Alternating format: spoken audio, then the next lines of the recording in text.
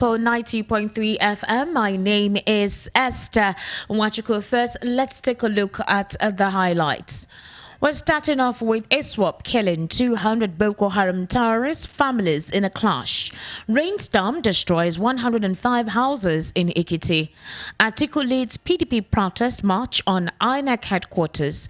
And on stories outside the shores of Nigeria, 9 security officers killed in suicide attack in Pakistan. Details now.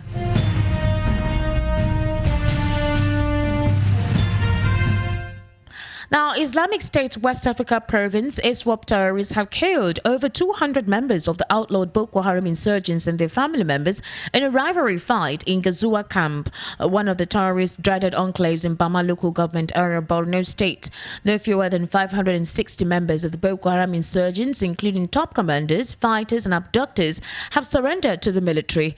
The insurgents surrendered in Bama, Malfa and Kunduga local government areas of Borno State. VOP News gathered that after the military crackdown on the camp, the ISWAP faction took over the camp, which further intensified the rivalry with the insurgent group. More than 560 people, including top commanders, fighters, farmers, women and children, have so far surrendered. As the crisis intensified, top commanders from the Boko Haram faction, including Laminu, who was in charge of the group's contracts, and the handler of other lethal weapons, conceded defeat and decided to surrender to the Nigerian authorities.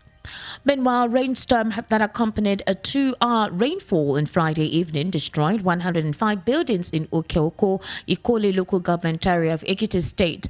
It also destroyed electricity facilities across the town, thereby throwing the people into a blackout.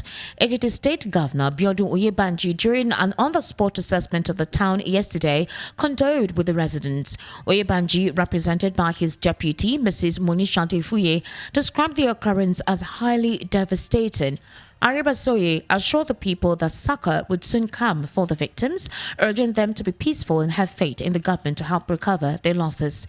The general manager, Ekiti State Emergency Management Agency, Mr. Jide Borode, said the rainstorm effect could have been minimized if the landlords had keyed into the tree planting initiative of the state government. In the meantime, presidential candidate of the People's Democratic Party, Atiku Abubakar, is leading other party leaders on a protest march on the headquarters of the Independent National Electoral Commission, INEC. Atiku arrived at Legacy House, the presidential campaign headquarters of the PDP, at 11 a.m. today, where he joined all the PDP leaders who had gathered at the premises and awaiting his arrival. The protest march took off at about 11:10 a.m. Joined in the march are the People's Democratic Party National Chairman, Dr. Iyocha Ayu, and other members of the party's National Working Committee. Also joining the protest are the chairman of the PDP Board of Trustees, Senator Adolphus Wabara, Sokoto State Governor Aminu Tambuwal, Chief Raymond Dokbesi, former Adamawa State Governor Boni Haruna, among other chieftains. Now, to talk about the protest currently ongoing at the moment at the INEC headquarters is Mr. Elvis Elimihele, a journalist and, of course, a public affairs analyst and a social commentator. Mr. Elvis, good afternoon and welcome to VOP World News. Good afternoon, Esther. How are you doing today? I'm fine. Thank you. Mr. Elvis, we'd want to say it is a little bit confusing to see the People's Democratic Party staging a protest march at INEC headquarters. What exactly is this supposed to yield? Yeah, the protest is a nice one, Esther. When you feel aggrieved, you feel what belongs to you have been stolen away from you. Ordinarily, as a citizen, sometimes we go to the police station to go and, as citizens, somebody has stolen what belongs to you. Go to the police station to report to the authority that this person has stolen my property. Now, PDP believes that the 25th February election that they won it, that INEC stole their mandate from them. So, being there now, protesting at INEC headquarters, is to lay their grievances before INEC and the Nigerians and the world in general. And I'm happy that all the top executive, the paraphernalia that made up PDP are all there. The presidential candidate himself is there, the chairman is there, and now who is who in PDP. That's how it's supposed to be. Let them lead the trail, others will follow.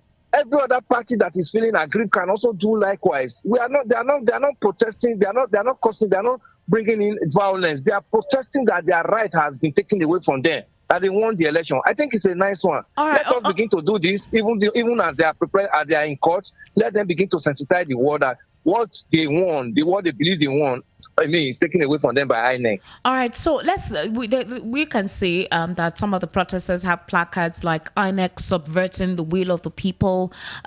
People having the right to choose whom they decide to choose, and those are the kind of inscriptions that they have on their placards. Now, you also have the former PDP spokesperson there, Kola Olugbundiyan, who is also addressing the press at the moment at that particular protest ongoing at the INEC headquarters. But the scenario, they have actually gone to court to, talk about the fact that they are not okay with the just concluded presidential and National Assembly elections.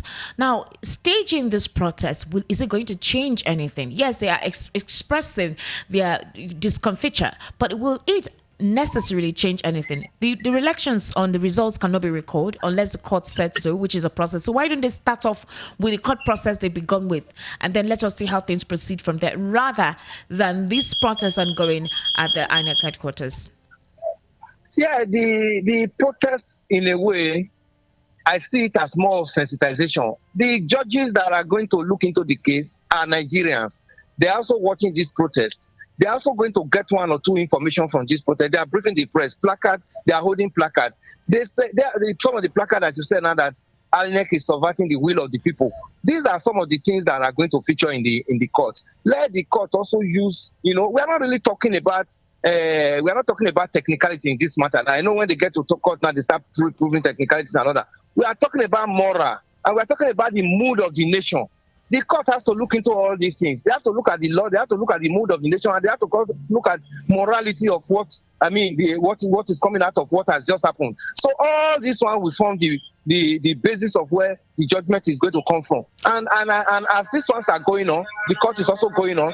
Every other thing should be going on, provided there is no destruction and there is no killing. Let them begin to let the world know that what belongs to them have been taken away from them. What belongs to Nigerians have been taken away from Nigerians. If eventually the court gives judgment and it favors them, no problem. If the court gives judgment otherwise, they would have made a pronouncement. They would have made sensitize the world enough that even the election that brought in the president-elect in Nigeria, even eventually sworn in and become the president, that it was flawed and it was marred with irregularities. So I think this one is important. All right, but Mr. Elvis, now supporters of the All Progressives Congress would actually say that the electoral process went on well as expected, or that the BVAS process, the BVAS as a technical utility used for the elections, everything turned out fine, and that's because they're the supporters. Some persons will say it is obviously normal to hear opposition say and clamor that the elections was not properly conducted because they lost.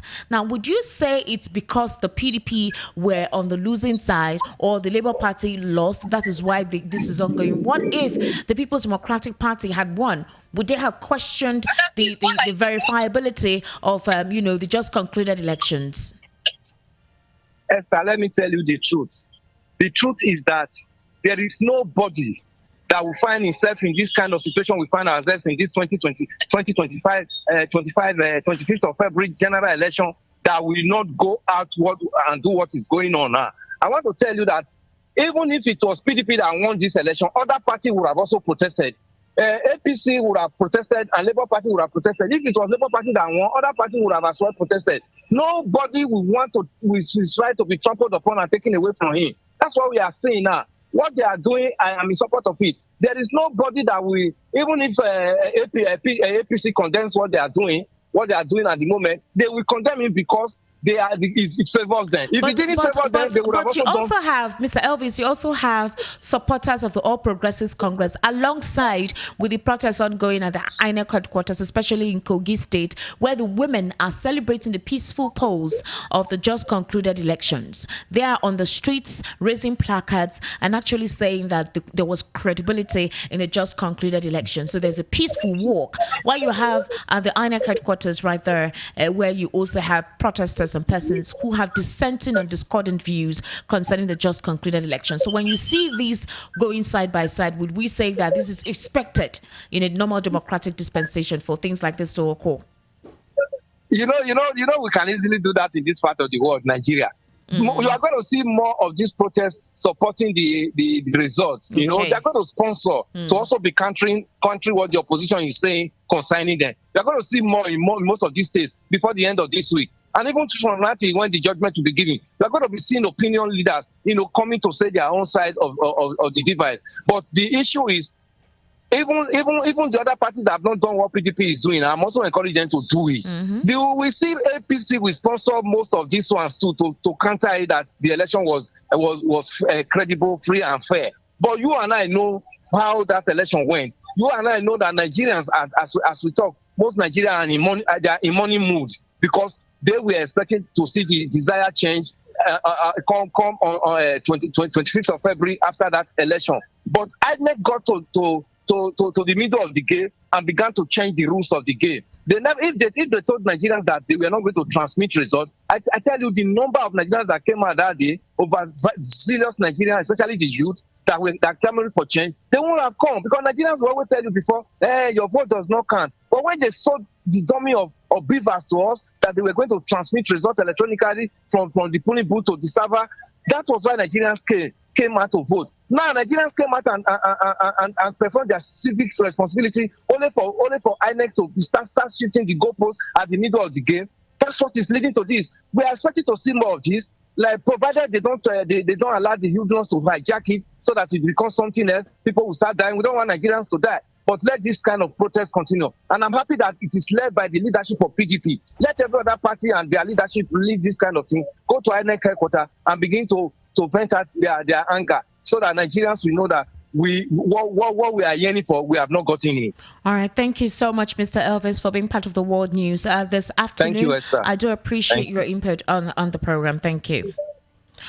All right. And on stories outside the shores of Nigeria, we have that 9 security officers were killed and at least 13 others were wounded during a suicide attack in southwest Pakistan. The blast happened in Balochistan province when the officers were returning to the provincial capital Quetta after a policing festival. Images show a police truck crushed and overturned with blood stains on the ground. This is a second attack on security forces in the Balochistan within 24 hours. However, no group has claimed responsibility.